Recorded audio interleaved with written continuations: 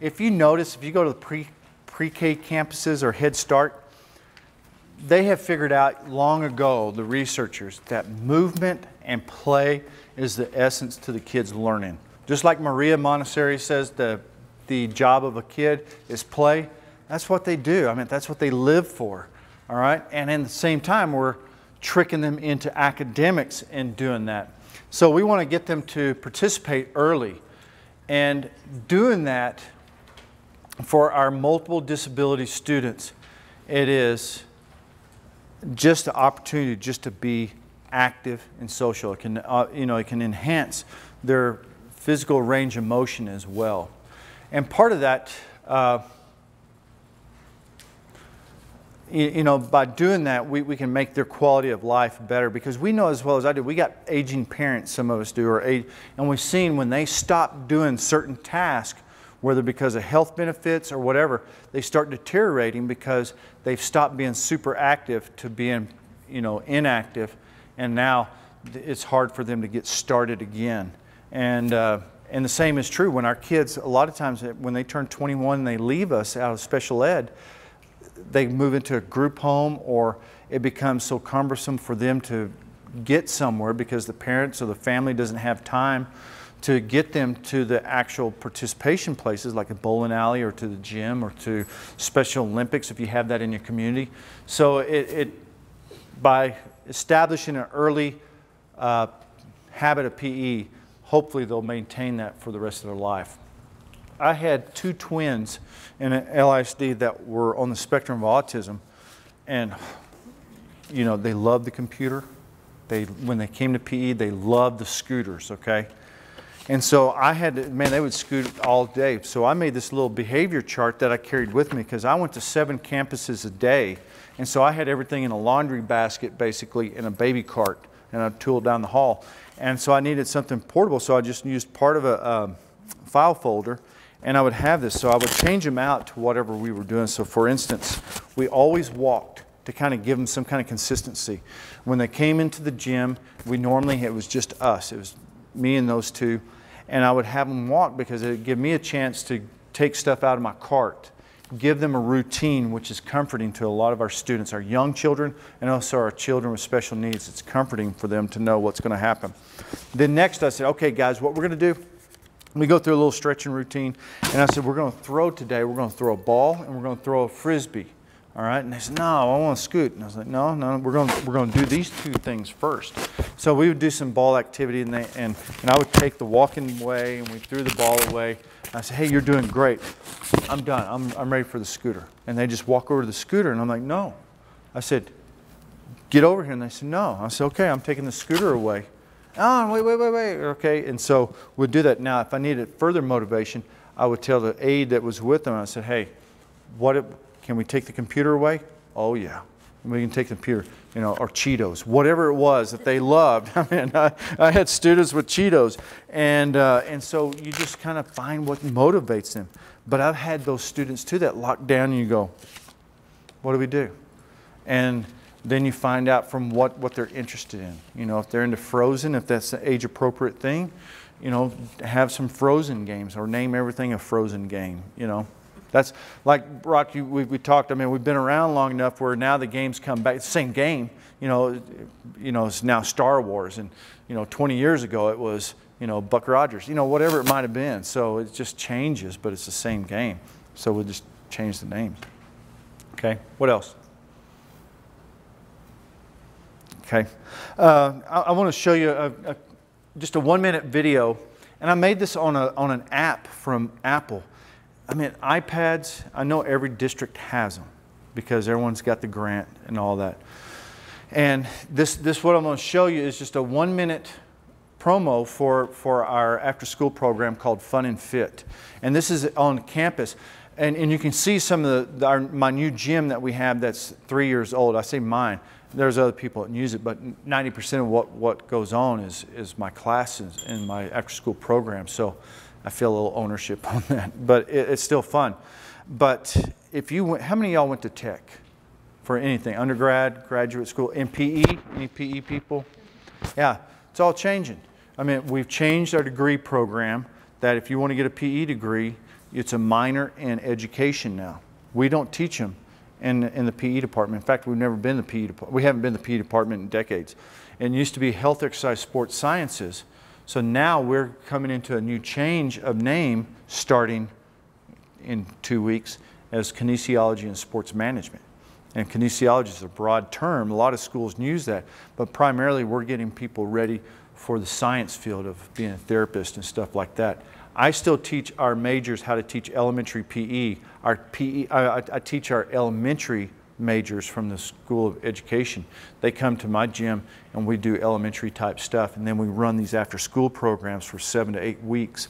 And this is what one of them looks like right here.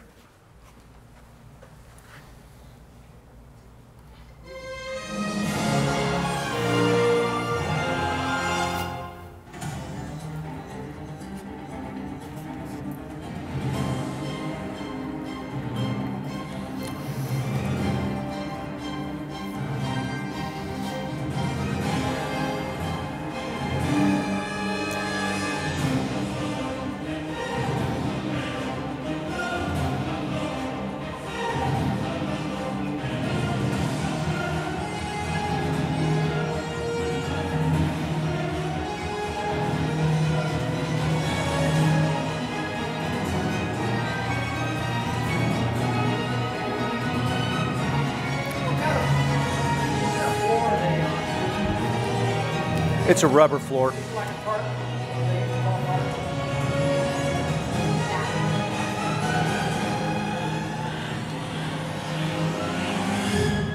So all that, and Brock was asking about the floor, and all we have are these, like, they're mats about like this, but they're like the tartan floor, but they're harder.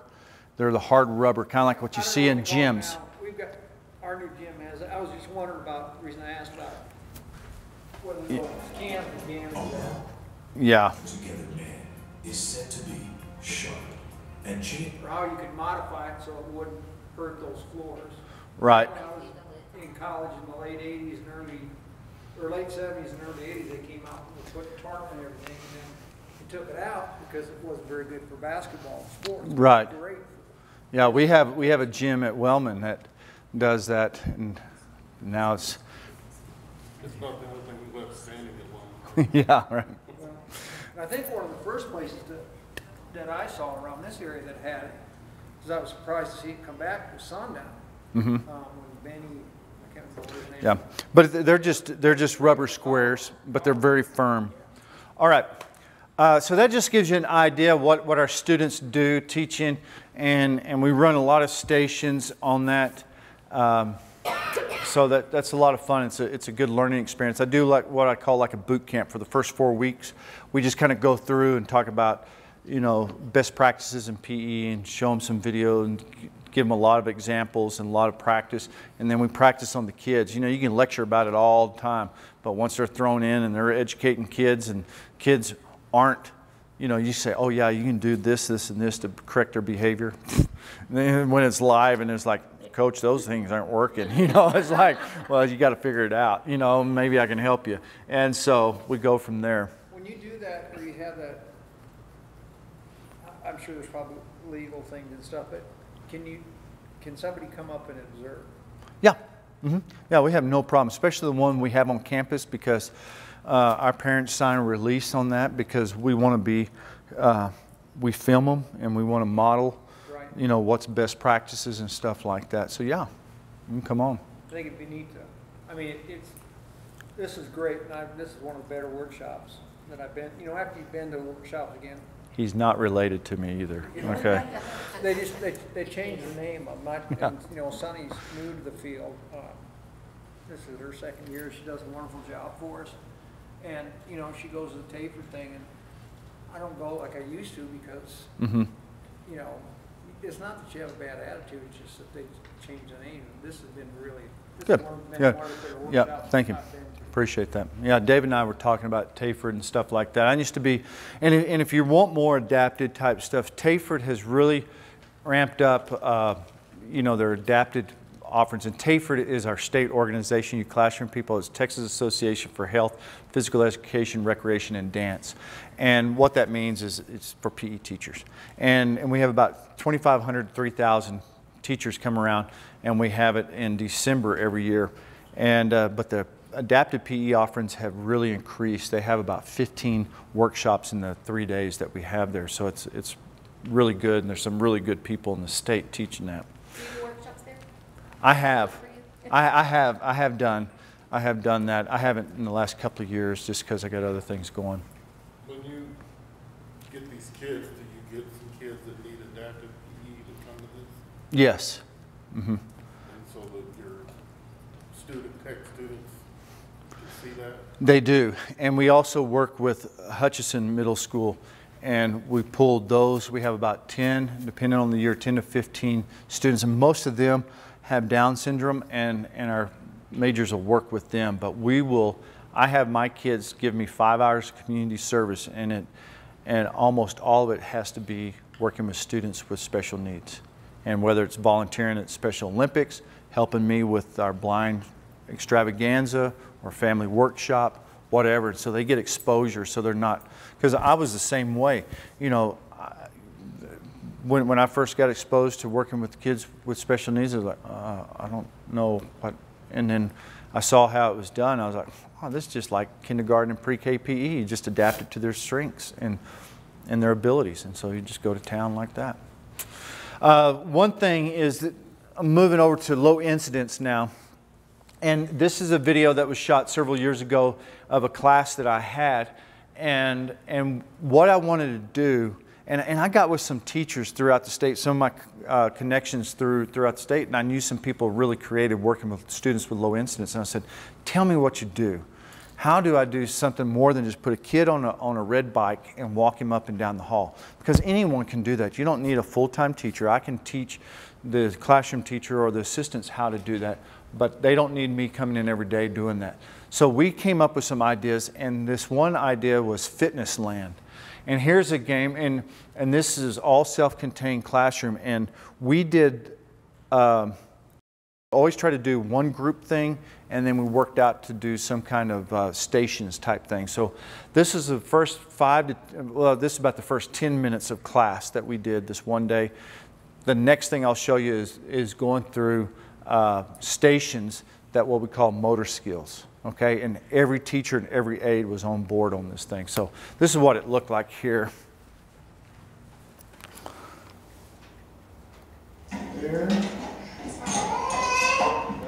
I'll save you the sound. So what we have is a lot of autism, some Down syndrome, some students with cerebral palsy. And what we did was took a foam dice and rolled it in a beanbag and counted. So what this teacher, this is our classroom teacher here, and she was able to write teaks of sequential order, taking turns, cooperation. And so she landed on hit a ball with the tee, okay? So she was hitting with the tee right there. Then this student has autism right now. And so he lands on get the bounce on a ball, okay?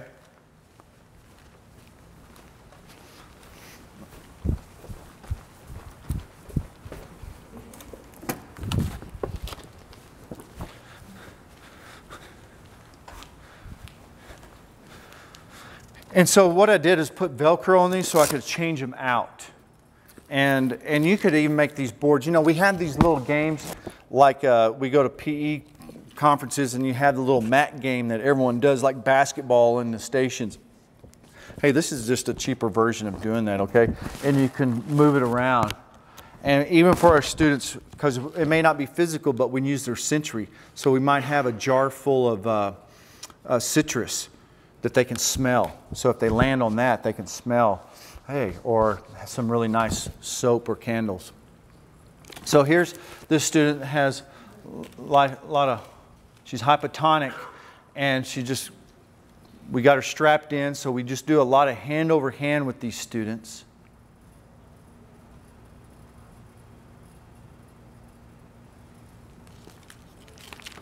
So we just used that to go around.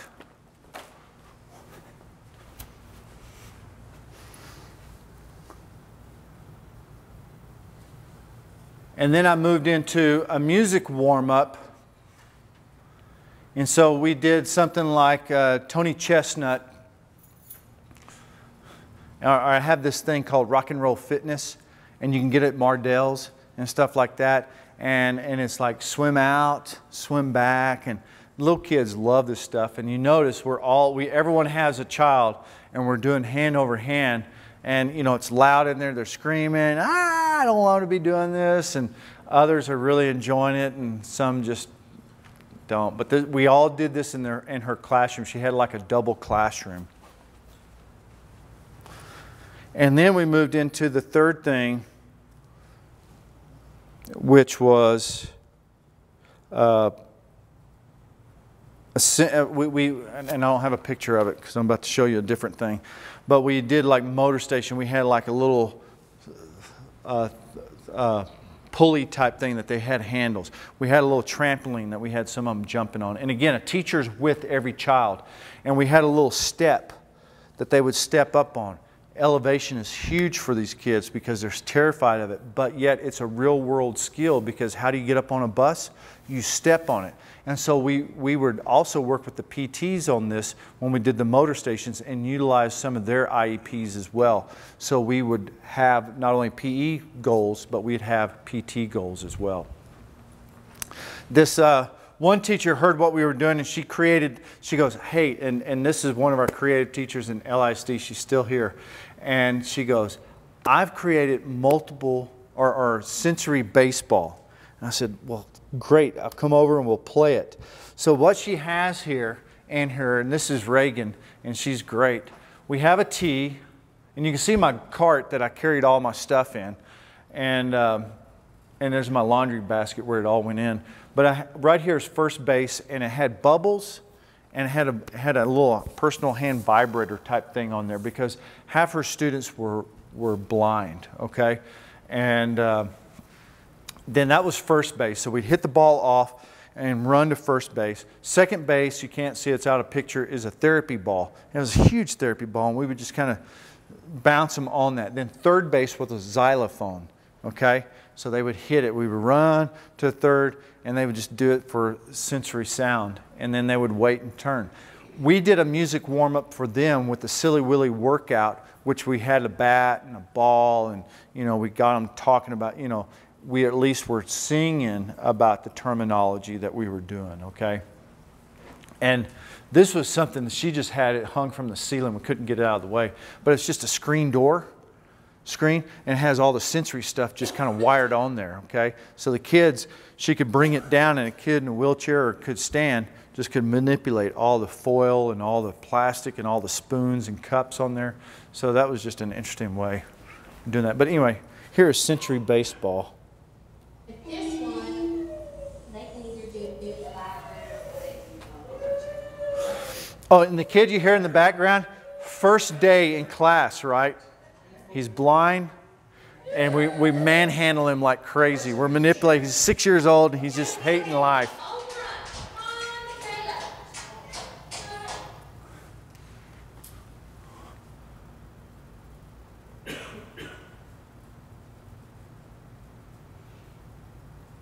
So now we run.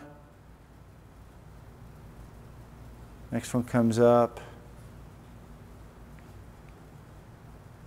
So again, this was a self-contained classroom. They did not, there was a couple of students that we did not work with because they were too medically fragile.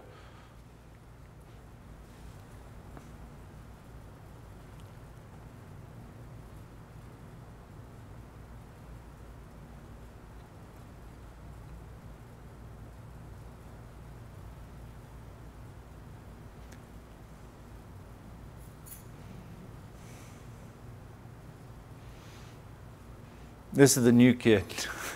You're like, oh, I don't even want to be here, and you're making me do stuff. So now we run over and do third base, and you get the xylophone. You hear it. next day.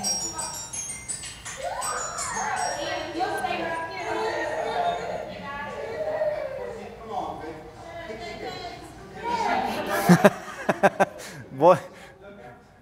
Yeah.